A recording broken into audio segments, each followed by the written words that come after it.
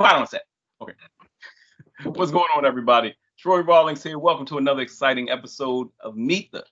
Today, we have the producer, business mogul, man about town, publisher, owner of Beauty and Barber magazine. Also, he is the producer of the RVA Beauty and Barber Awards fashion event, and much, much more. We're going to talk about a lot of stuff today. Make some noise wherever you are. Clap your hands, even if you're by yourself. Wendell Moss. What's going on, Wendell? What's happening? What's happening? What's happening, brother Troy? What it do? What it do? What it be like? Hey, I can't call it. You know, old folks start talking. I can't call it. Bad force. It is. What's good? What's good? I can't play. How are you, man? Where are you in Virginia right now? Yes, man. I'm out here in Petersburg, Virginia, right there, like 20 miles south of Richmond, Virginia. Okay. So that's where the Richmond. All right, I do a little Tarantino style interview, so I jump around a little bit, but let's go all the way back. Where are you from? I'm originally from Petersburg, Virginia. Oh, so that's your hometown. Yes. So yeah, but smaller type town. Richmond is the big city. And that's right. Virginia is still. That's the capital of Virginia. Cap City. Oh, for y'all to still think when we say DMV, you're talking about the place you get your driver's license and stuff. It's DC, Maryland, and Virginia. It used to be, say, the Delmarva Peninsula. It was like Delaware, Maryland, Virginia, but DMV started to be the thing that we say now. So when you hear the DMV, it's DC, Maryland, and Virginia. So that's the V and V. So all right. So how long? And this is something we just mentioned this, and it shocked me. So you got involved.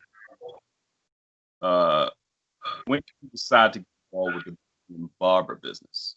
Because it sounds like you were doing some other business before. Because you told me you're not a stylist. You're not a barber or a stylist. No, sir. Well, I've been selling women apparels and men accessories for probably the last 13 years. You know, going in and out of barber shops and beauty salons and whatnot. And I kind of like, just listening to the barber hairstylists, talk about going to the Barber Brothers show down in Atlanta. And, I always thought, I said, wow, they got to go all the way down there for an event that actually, that is tailor-made for them. I said, why not put an event together here in the RVA that's tailor-made for them, for the barber, the hairstylist, the nail tech, the fashion model, the fashion designer, the fashion photographer. And so that's what we did, So we've been in the process over the last 10 years branding this particular event. And now we a televised event. It is the only televised event south of New York City. So you're absolutely right. And how far is ATL from Virginia offhand? ATL is roughly about 8 to 9 hours. I guess it depends on the driver. Because that's the thing that people don't. Some people may know. I'm a master barber by trade. I know the hair industry pretty well, and for our community, especially the African Black community as a whole, the barbering and hairstyle industry was the first things outside of owning land and farm. One of the first things that helped us shift into wealth. We hear about Madam C.J. Walker. We hear about, the barbers when they keep taking y'all back. May need to jump on this reparations thing. When they had the Special Field Orders 15 and they allowed all these people to get land and stuff, when they said they took it back and they were trying to negotiate and say, oh, you can work for your own money and open your own. Well, the slaves, all the business that they were doing that was just free, they started charging for it. One of them, they were cutting everybody's hair. So the barbers and the stylists and the hairstylists, that became a huge business, is why Madam C.J. Walker became the first female millionaire. It's why, so, but what's funny, as you mentioned, as a barber in the 90s, the cat that came in selling the clothes They cleaned up. Just imagine, just in Baltimore where I was at, in a mile radius, there were 8 barbershops. That's just barbershops. Uh-huh. Like, and then you had Mondawmin Mall, which had 2 of the biggest barbershops in the city. And the guys that would come in, man, they would, I mean, we didn't have to, if we were going out, if we working all week, you know, when everybody else is off, we working. So Friday and Saturday is bumping. And we try and figure out to go. We ain't had to go nowhere to get clothes. The guy would come in. We had this one brother who used to come in. I mean, I had Nicole Miller coat. He'd do the in slack. He's like, yo, I got another sweatsuit. He was like, no, this is special. Oh, I got something. He come in with it wrapped. He opened it, brother. You know, you ain't gonna see this. I got the. That's me. So, that's me. That's me. That's me. Anybody says that. What is your idea? Think about that. You said you're doing it 15, 20 years. You've been doing that. Think about how much money. We always talk about Black community not having a certain amount of money. Just as a vendor in the barbershops and salons, you ain't got to give a number, but how much money do you think comes through just that part of the Black community, the barbershops and salons? A lot. Well, you already know the haircare industry is a billion. Well, I think it's. I want to say, yeah, it's a $1 billion industry. Well, pushing on the truth. Coming through an independent vendor myself, man. Well, I know now the market is so saturated with so many different guys that do the same thing, that, you know, coming in selling stuff and all of those stuff like that. Man, I know on a good Saturday, Friday, I used to try to hit 50 salons on a Friday. 50 salons on a Friday. So, you know, you just do the math. You go to each salon and make $100 on each salon. That's just on a small scale. And, you know, so pretty much, you know, you just, if you have something that they want, because, you know, I'm having everything from perfume to cologne to body oils to handbags to if it's wintertime, hat, scarves. You know, it depends on whatever season. I wear watches. Now, were you getting your stuff from New York? Were you going up to like Delancey Street and stuff like that and buying stuff, or were you? Yeah, New York. Yeah, Delancey Street, all that stuff. Get garment districts. I don't know if Virginia has how many garment districts and stuff, but as he said, so somebody did the math between trying to hit you hitting at least 50 spots, you making $100 per spot on a low average, maybe up and down, but you know, so and that's just Friday and Saturday. That's not saying if you got some time during the week, somebody asks you to come by early, or you go or one shop, you know, a booming Wednesday or a booming Tuesday, or they ask you. So Wendell was the man. He was the man. He was the man in that area. And now, was this just your area of Petersburg? No, this was basically Petersburg, Richmond, the Tri-City. You can say Petersburg, Richmond, Hopewell, you know, Chester, you know, that whole area. You know, Petersburg roughly may have barber shops, beauty salons, probably about 50.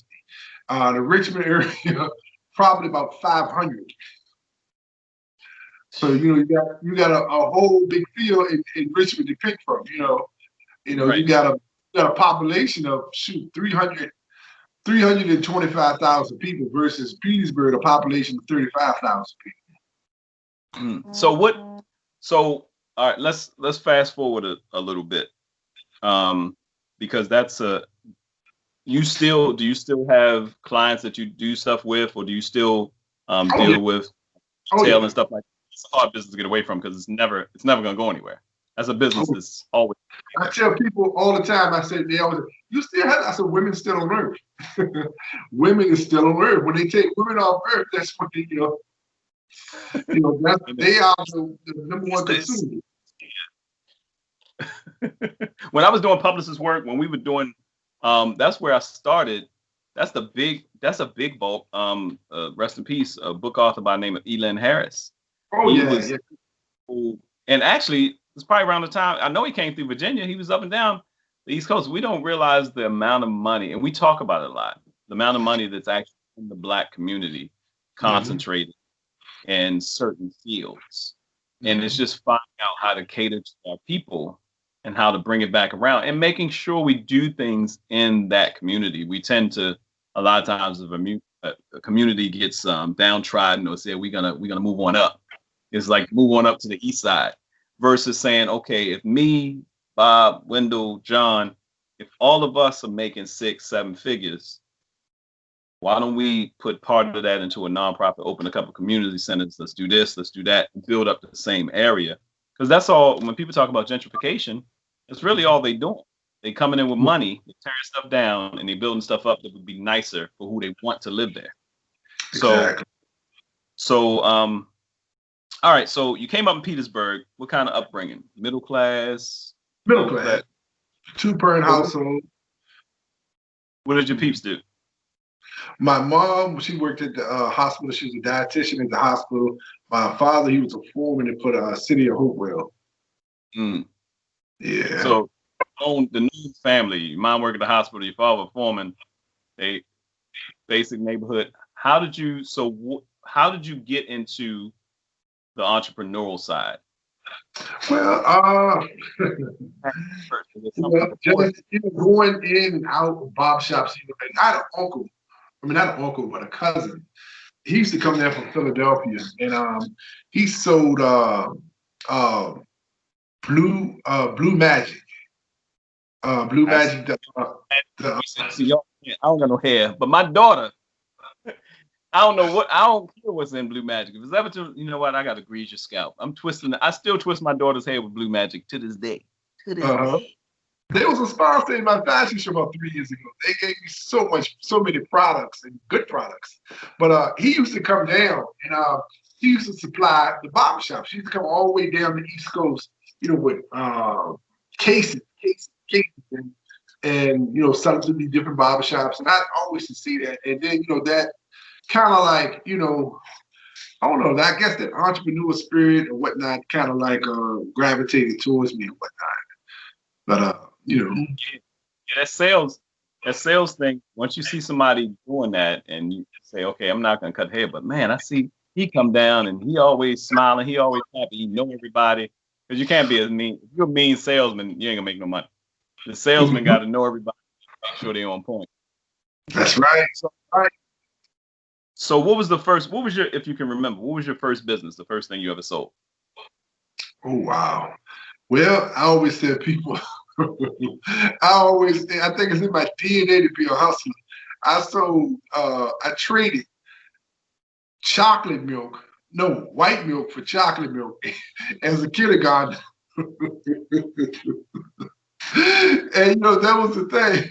And I used to do that often, and that was like I guess it was trading commerce or something back then, as a kid. Who were the dietitians in the school that thought about, all right, here's what we're gonna do. We're gonna give them chocolate milk, apple juice, and pizza. They're gonna be fine. Who was the one? They started putting the apple juice with the chocolate milk. It was like, and we kill it. We're like, yeah,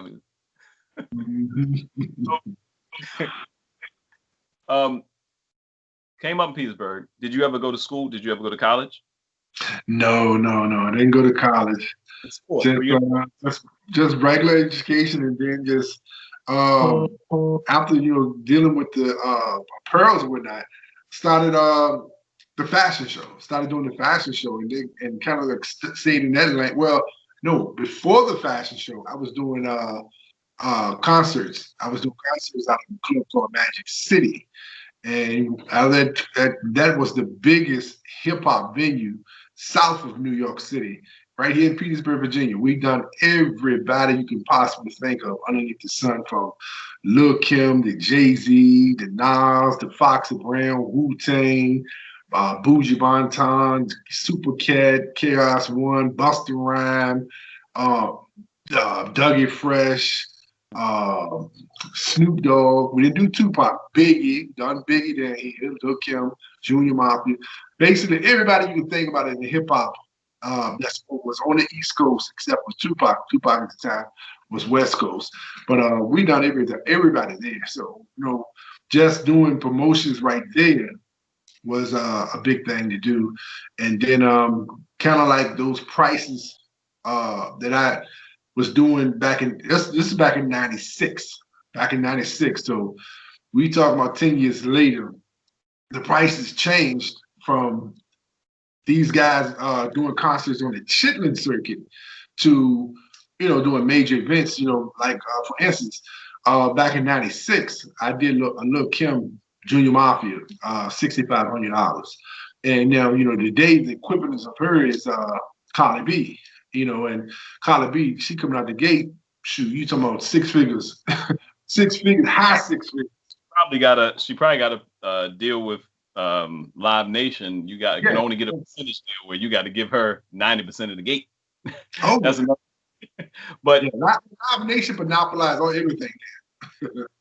Yeah. So yeah, we had a just amazing. For those who don't know, I'm keep giving lessons. For those who never heard of the Chitlin Circuit, Black folks couldn't perform in normal clubs. If we did, we couldn't come in the front door. But in the Black communities like Virginia, Richmond, Baltimore, where I'm from, DC, in Baltimore you had the Royal Theater. In DC, I think you might have had the Lincoln. Somebody's gonna correct me later. Lincoln, Philadelphia may have the Earl, New York, Apollo, the Howard, I think. We couldn't get in the club all the time. But so the Chitlin Circuit to this day, people like, there wouldn't have been let me say this, brother passed away recently, Shelly Garrett. You remember Shelly Garrett's beauty shop? Playwright, yeah. I didn't know he passed away. He passed away? Yeah, he passed away, I want to say a couple years ago now. I saw stuff on him. I didn't know he was married to he had married, remember Allison Williams that had the song Raw back in the day? I think he had married Allison Williams at one point in time. But yeah, Shelly Garrett started a play called Beauty Shop. And that format, there wouldn't really, I wouldn't say there wouldn't be a David Talbot or a Tyler Perry, but until they saw Beauty Shop and plays like Mama I Want to Sing and all that stuff, but all that wealth came through the Chitlin Circuit, the Kings of Comedy. The wealth they got, that wasn't mainstream, that was the Chitlin Circuit, the money they gross. So we still have an amazing piece, and we're learning different ways now of how to do it. So you start the fashion shows, and what you probably learn quickly is the fashion shows making probably about the same amount of money as the concerts, because your tickets is about the same price. Yeah, and the overhead is less expensive. And people would concert for 3 hours and be like, okay, that's okay. People sit in the fashion show for 6. Yeah, and most of your entertainers, they got riders. The riders that come with them. That's the thing that they ask for, all these different perks and all these different things, and all that stuff adds up. They want this type of hotel room, they want this type of service transportation from the airport to the venue, and they want these particular type of drinks, and all that stuff add up. When you're doing a fashion show, you don't have to worry about all that. You just get some drinks, some nice bottled water, and maybe some veggie trays, and some stuff like that, and some ordinary. And plus you're if you're doing a beauty and fashion show where you're selling tickets through the salons, they moving the tickets. Exactly. Yeah. You give them incentive to get up a cent. Up soon. Giving y'all something's coming up. Y'all better stay tuned. So when did you realize? When did you do your first fashion show? That was, this year coming up will be the 10th year anniversary. So we'll say 2009. Okay, so 2021 is your 10-year anniversary? Yep. All right, so you started in 2011. Yeah, that's 11. You started. When did you do it? Because that was the first one was in January, and that was in the small city of Hopewell, Virginia. And that particular venue there only held, the capacity was like 150 people, so basically I did it there 2 years, and it reached its peak. It wasn't going to get any bigger, no larger. So I said, you know what, I would need to go and, Richmond, Virginia. in Richmond, Virginia, you got to, you do the math. You're dealing with Hopewell, Petersburg, you're dealing with roughly 50 salons, and then, you're talking about the city of Richmond, Virginia, over 500 salons. So, you got over 500 salons to pull from. So, and then and the event, I always tell people that the event is tailor-made for the hair care, professionals. So, and my vision was to make this a baby Barber Brothers, I would say when you mentioned that about Bronner Brothers, I remember when I was a part of BACVA, the Baltimore Area Convention and Visitors Association. I still had my barbershop, but I was doing production, and I forgot what anniversary it was, but Bronner Brothers were bringing their fashion show to Baltimore. Mm-hmm. And they were doing the numbers on how many hotels and how many things that they would be taking over, that they would have to need for everything, and how many. It was crazy. You're talking about one event where they were estimating somewhere between 20 and 30,000 attendees, and for the weekend, and it was a weekend conference, stuff like that. So and we and I think there's, I'm the type of person, I think there's enough out there for everybody. I don't want to harp on the things we could talk about. I remember, and you remember, if you started in the 90s, you right there with me. So you remember, I remember from one side when we would go to the beauty supply stores, and there were a mix of owners. And I remember change where most of the owners were Asian, and most of the stuff came in was Asian. So much so, I had one guy, young Asian guy, was like, Troy, why are all these black companies selling out to everybody? I was like, what? He was like, there are no black owned. He's like, we could name them, Dudley's and Bronner's. There were two still quote unquote black owned companies. Actually, we're starting to see more black owned companies come back into the hair industry now. Yeah.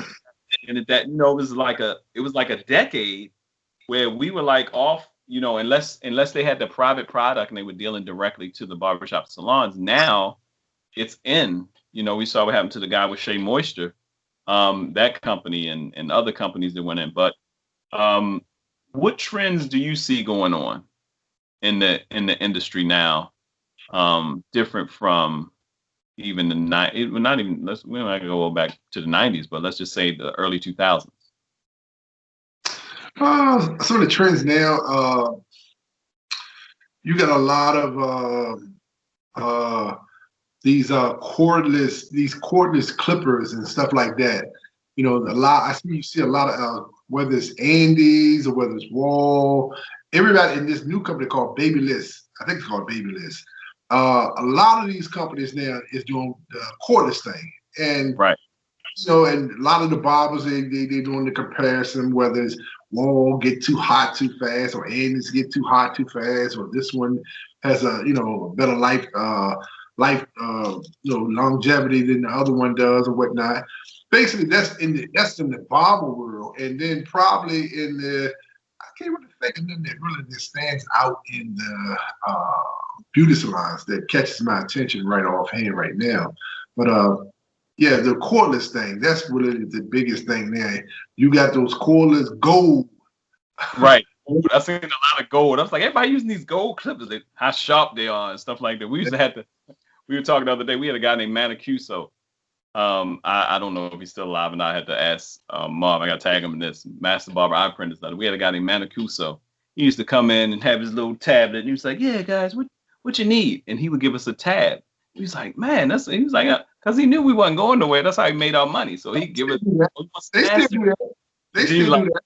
Manicuso, you got some 76s in there?" He's like, "Oh, 76s, huh? Let me look at your tab." But he would also sharpen our shears and the blades on the clippers. So he'd bring in a grinder, plug it in the back with the old school, sharpen the blades, sharpen everything. And Manicuso had an old raggedy looking truck, but like you said, old raggedy van, he riding up and down. But like you said, he probably made $2,000-$3,000 a week. Went on taking care of barbers and stuff, so it's a very lucrative business. I love fashion shows and events. When I saw that our folks get together and do these fashion shows and we have a ball, no violence, no craziness, beautiful people network for 5 and 6 hours. We'll sit there like, yeah, oh yeah, cheering, acting a fool. We just only two. We only because we learned. I've done a marathon fashion show before. They I've beat you. learned that it loses the attention span probably after 2 hours and some change. The people start to get restless. They start to get antsy, and they're going out there messing with the vendors. And next Well, thing you know, some things that I've seen that were so big was because of the amount of salons. Like when salons started competing, I think that's what young brother I was talking about, Winnie, rest in peace. He started doing those ones that we would see like Bronner Brothers and them would do, but did it in Baltimore, where you see the long ones. But Bronner Brothers stuff, that's like a convention. So people are there all day. But he started doing these big shows, but he just found out you put these salons on each other and they come out and bring their people. Then I got 12 salons. So I started doing the time. You try to give them time, but by the time they get their music on and little Keisha come down, go Keisha, go. You're like, oh, she dancing. They doing the dance. I tell them 8 minutes on the runway, and 8 minutes is a long time. It's a long time. Long time. A fashion designer, you can at least show at least 16 to 20 pieces in 8 minutes. So you have a fashion show. Yeah, I'm fashion and hair. It's a combination: fashion, hair, and entertainment and awards. Nice. All those are kind of like boom put together. May start off with a fashion designer. Then we may give an award away for best barbershop, best barbershop, best unisex shop. Then we go back and maybe have an entertainer perform. Then we may have a beauty salon. How do you judge that? Is it longevity? How do you judge? Because that's a hard one. We have it online. We do online. What I do is I try to hit as many barbershops as possible with the voting nomination papers. And then I have a voting link with all the different categories: best barbershop, best unisex, best natural hair, best beauty salon, best photographer, best fashion designer, best makeup artist. And I think that's it. Yeah, so all those categories right there, they speak for itself. So, people have an opportunity, when somebody's sitting in a chair, they tell them to go to the voting link to vote for them. So, voting link stays up. I keep the voting link up maybe about a month or something like that.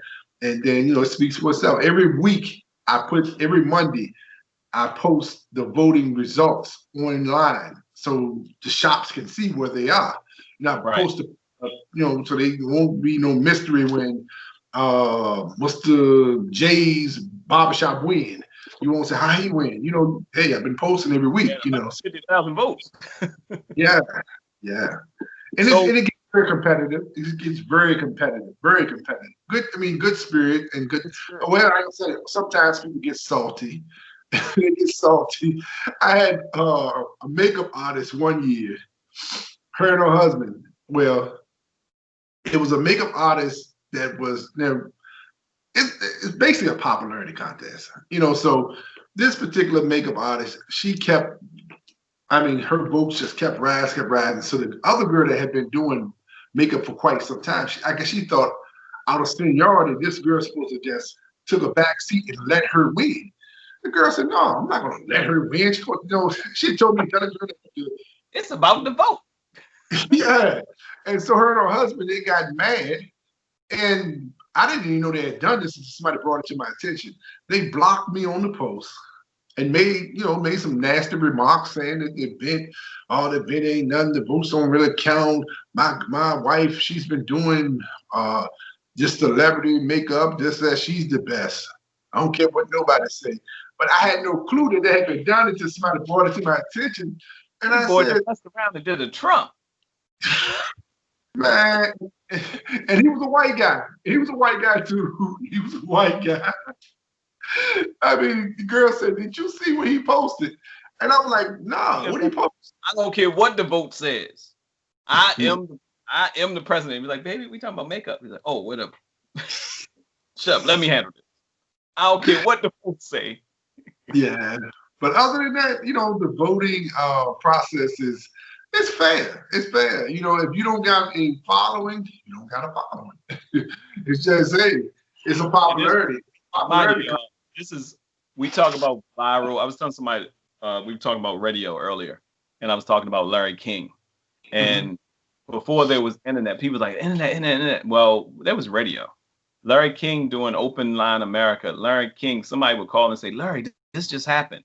And before it could get to the newspaper the next day, the people on Larry that were listening to Larry's radio show knew because it was live. So that's all. It's like we've been doing this for years. And the barbershops and salons have always been the pulse of community. So you start voting, he was like, oh, Angie, I think I'll win. All her people are active and they're young and stuff like that. You telling the old folks, look, go online and vote for me. Online? What you talking about? On the computer? I ain't going no computer. Look, I'll write. Give it to the guy. See him. He write a whole letter. She is so wonderful. When my knee went out back in '86, I'm like, wait, you got to vote. Yeah, you hit it right on the head. They are old. You tell them the older, they are like you speaking a foreign language, a Right. foreign dialect. Computer? I don't know about that. So yeah, it is what it is. So here's the big thing. So you're doing the fast shows. They're picking up. They're doing their thing. You have your rhythm. When did you decide to do the magazine? Well, oh wow, that's a good question. Let me tell you something. We done a program for the fashion show, and the program it looked so good that they actually thought it was a magazine. So a couple barber hairstylists they came to me. This was after the event when they was going to, coming to purchase one of the programs, and they said, "Man, I want to be in the next magazine." And I was like, "The next magazine." And my assistant, she hit me and was like, trying to tell me to shut my mouth. And so she spoke up. Yeah, we'll let you know. We put your email thing. We're gonna get you the next issue, this and that. And so basically, it took a life of its own. It took a life of its own, and it's been a lot of trial and error, because I have about 4 or 5 different friends that have magazines, and basically they their magazines, they are what they do. They started out with digital. They started out digital, Right. and I started out hard copy. So Right. they were telling me about all this money they was making digital and this that so like digital. So they was telling me that the process, that the road that I took was a little more difficult road, because they said, well, hey, we've been doing digital for so and so, so and so. We let them order from the company if they want to buy a hard copy. But here, me, I'm buying like 200 and 300 magazines from the I'm company. going to them face to face. Yeah. Yeah, so I'm going barbershop, beauty salon, selling the magazine. I'm doing hand-to-hand combat, and and then all of a sudden I said, well, hold on, let me try this digital thing. And it's been okay, but it has not been as lucrative as these guys have told me. They have been, money they've been making. I realize also you're of a different cloth, because some of those guys may have been in the industry on the other end. With some of them, if some of them were barbers and stylists, they look at it. Most of their magazines are just fashion, and they don't even deal with barbers and hairstylists. They didn't have. There's no way, unless you're going, because if you go into a retail clothing store and you're trying to sell them a magazine, it's not gonna happen. They don't have that kind of. Going to a barber or shop or salon and you're selling them a magazine with hair and different stuff in it, they always need something to read. There's a waiting time, and if they're in the magazine, they're going to promote it to their clients. Exactly. So, and that hand to hand, when people have never dealt with hand to hand, that's why I love that kind of sales and that kind of, or customer service. These cats that you were dealing with, they were just, oh well, people go online and they still were making okay money. They never experienced hand to hand. So that's a lucrative thing that I try to tell people now, and I see me implement it when I consult with people. customer service, man. If you have any kind of real customer service background, you're gonna thrive in a season like this. That's what I'm gonna say. How now you were doing your 10th anniversary is next year, so it was set, or you would have been prepping for it. So you didn't do one this year. For those that don't know, virtual. Virtual this year. Huh? We done a virtual this year. Oh, how'd it go? It was different. It was different, but you know, the designers and the models that participate, they really enjoyed themselves. And so we are in the process right now, editing process, because we're about January. I'm going to launch, me and my business partner, we're going to launch a channel on the Roku network. Our channel will be called Tag TV. So we'll be looking for content creators and whatnot, as far as playwriters, reality shows, video shows, podcasts, talk shows, and things of that nature. So we're going to be putting our fashion show on our channel this coming January, and plus the old fashion shows that we had in the last 5 or 6 years, we'll be airing them as well on the network. So I love it. I love it. And because that's also fly for like people who still, I think there's going to be a resurgence of business. So for those that are just watching this 2020, we got pandemic, COVID-19, uprising, all this stuff that's been going on this year. It's been a crazy, the 1 year that felt like 10. This is like, I saw this meme that said, the devil put everything, the whole decade in 1 year and tried to get it all done. Look, I'm done with them. Here it is. All the turmoil. What else can we throw in? Typhoon? Okay, throw that in at the end. So it's, but as a human race, we're resilient people, and but also innovative. So I like the fact that you didn't back off. You kept everything rolling, and that's why I said that hand-to-hand contact you have with people. People don't know how encouraging it is when you're in a barbershop or a salon, and Mr. Wendell comes in and he's selling stuff, and the guy comes in. That's uplifting us, because we can get into a mode of just cutting. Hey, what's going on, man? Everybody getting low. Oh, wait, don't leave before you come see me.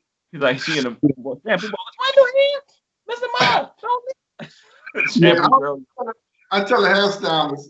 I tell their customers, the hairstylist customer, I said, well, Miss Keisha, me and Miss Keisha like tag team. They were like, tag team? I said, yeah.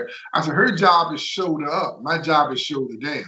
I said, her job is to make sure you look good shoulder up. My job is shoulder down. I said, we like soap and water. We work hand in hand. They'd be like, huh? I was like, yeah. Ready up here. You got it. Now you got to put something on to make sure you hit it.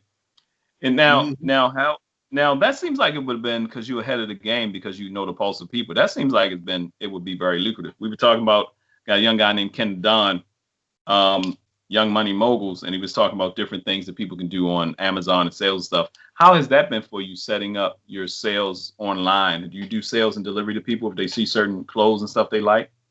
Yes. And something, it's funny that you said that. Right in the height, or I can say the beginning of the COVID pandemic, when they shut everything down, and I said to myself, I said, we got to do some shifting, some maneuvering around. So I tried the drop shipping thing, and I said, getting all this stuff. I made a website and all that stuff. And man, let me tell you something. I ordered like 4 to 5 different items from China, just to test it out, just to, before I actually push. Man, that stuff took about 2 months to get here. 2 months. Oh, because it was at the beginning of. But see, that's the thing that's so crazy. We didn't realize, we're always the last ones to find out what the government is doing. We didn't realize what old boy was putting sanctions, how the sanctions on China mess. My daughter, shout out to my daughter Zoe. My daughter got this toy she liked, and some women right now are gonna be yelling, yeah, what happened? She like Littlest Pet Shop. Little Pet Shops dolls, like the LOL dolls, but Littlest Pet Shop. Well, Littlest Pet Shops, I guess, are either made in Taiwan or China or something. So they ordered some online like you normally would, and you talk about months to get a toy. Mm-hmm. So I could imagine, that's had to be, It had to be ridiculous. I said, well, some people. Well, I'm gonna tell you what they did order. I had masks. I had the N95s, and Right. I had a good price for like I think it was like $1.50, and I had about 10 people order them. I had to give those people their money back It took because that long. it took so long for they come back. I mean, they come, and when they finally did come, I think we might have been on phase 3 or something like that. And then everybody was doing the designer mask thing. Everybody Like, walked right. the mask. No, good. It was like, you know, you got holes in there. Like, no, it's just as far you can see. I said, they ain't thinking about no N95. They want a Gucci bag, a Louis Vuitton bag, a She Dallas passed Cow. because she got a leather mask on. She like Miss Ann. Yeah, yeah. Our people got to make sure it's hot.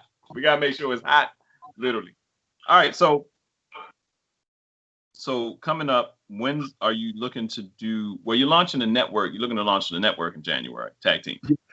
Mm-hmm. But are you looking to? When are you looking to do the next fashion show as well? Is that going to be a part of it? We are prepping right now for we're doing something out of state next year. First time we're on the road. We are doing Virginia meets Atlanta Fashion Designer Showcase. And that event takes place May 15th, 2021, at the Doubletree Hotel, 3400 Normanbury Drive, Atlanta, GA. And you know, it's a friendly competition. We got some celebrity judges that's going to be in attendance. We got fashion from out of Baltimore, Mr. Travis Winky, and then we got the go-to man, fashion. Travis Winky, good people. Yo, okay? You familiar with him? Oh yeah, Travis he choreographed one of the shows I was modeling in years. Travis is like, if you've ever done a fashion show or wanted to be in fashion in any way, shape, or form, there's no way you didn't cross Travis' path. Yes, the brother been doing it for 60 years. 60 years. I mean, he Jada Pickett, Beverly Johnson. Yeah, if you ever go to his house, he has a house. If he still has the same house, he has a house that was by Mondawmin Mall. And you go into his house, his studio. He had a studio that looked like a dance studio with the big mirror and everything, with the bar in his house. And on the wall are magazine clippings from Paris, London. This Travis is the man. Been around, been around for years. He was a great personality, great dude. Yeah, and we got Ego Maserati. He's one of the producers for Walk Fashion Show that's on New York Fashion Week. He's one of the judges, and then we got another celebrity judge, young lady by the name of Erica Ting Ting. She's a world traveler, and then we have we're talking about getting the greatest hosts from Baltimore as well. I mean, just in case you need some comedian hosts, bald-headed dude. We'll talk. You got, I don't know if you heard of this guy, John Blassingame. You got John Blassingame. He is the godfather of urban magazines. He will be in the building. And then Mr. Bernard Bronner, he's an invited special guest as well. Yeah, man. Anybody that's in the hair or fashion industry, if you've never been to, especially in the times that we're in now, I suggest, even if you wanted to go to one of the shows you see on TV, this is the spot to go to. I'm going to have all the information, how to get in contact with Wendell and the wording and stuff like that, and the YouTube and everything. You see some of the Beauty and Barber magazines behind them on the joint, so you can still make sure you get a hold of them.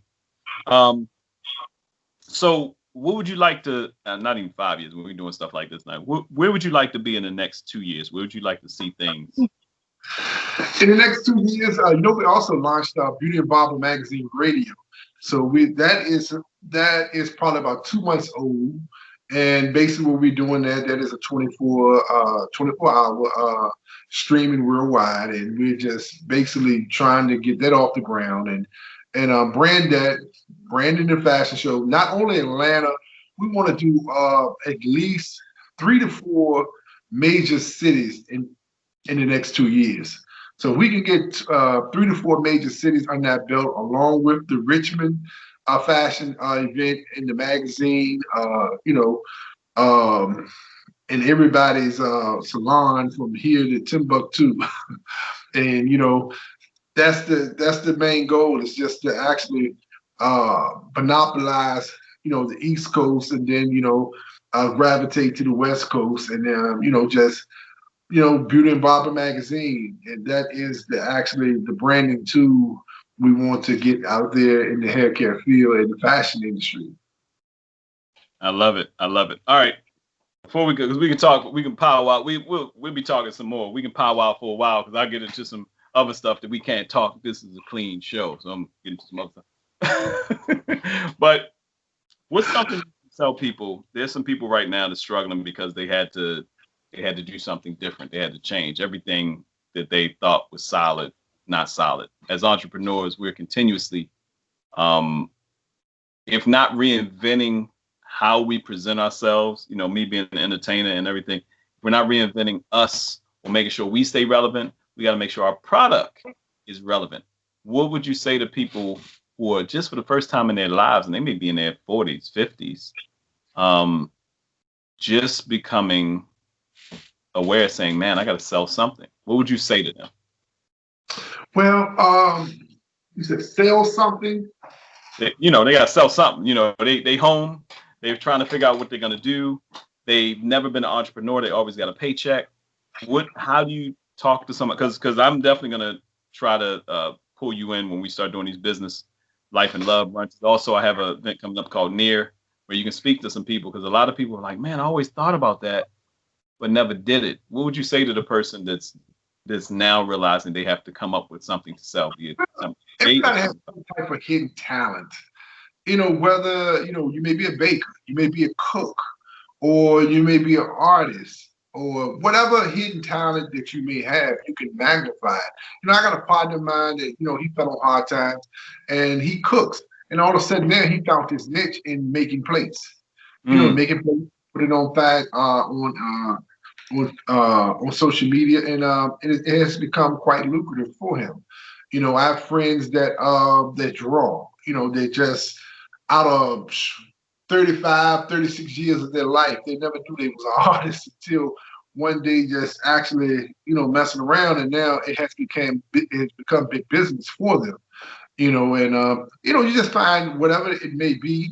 I always tell people that women are the #1 consumers. So, anything that caters to women, whether it's smell goods, whether it's a handbag, whether it's anything that's fashionable, women, they're much different than men. They will go out and they will purchase and they will support. They will support you faster than the man, because you got to keep in mind that women, they have a bigger support team than men does. When I was joking with a young lady in the beauty salon yesterday.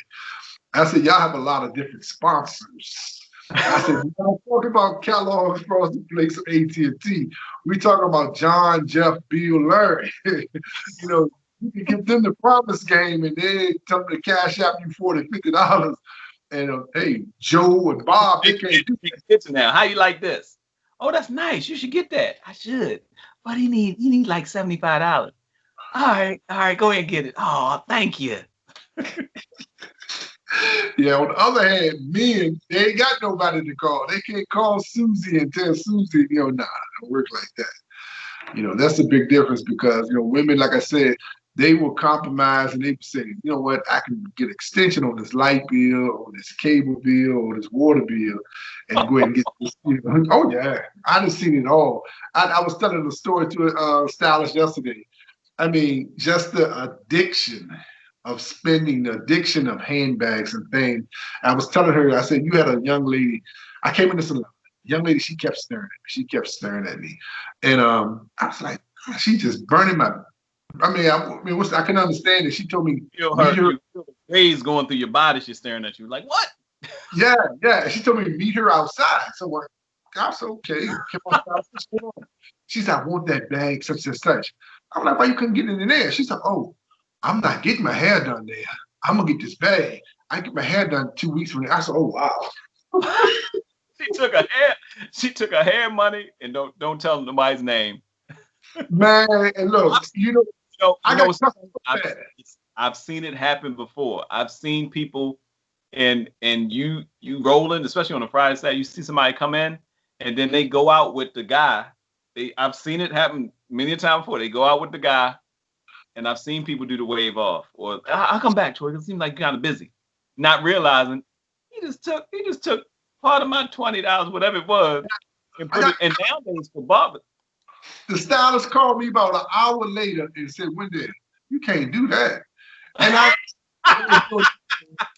and then I learned from that, and now I always tell the people when I send somebody that wants to do that, I always make the statement. I say, hey, she first and foremost, I'm only secondary.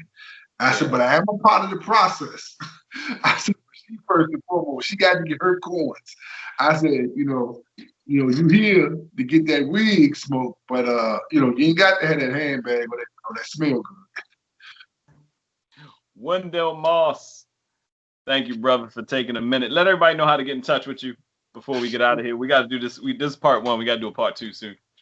Yes, sir. You can catch me on IG, Beauty Barber Magazine on IG, and on Facebook, Wendell Moss on Facebook.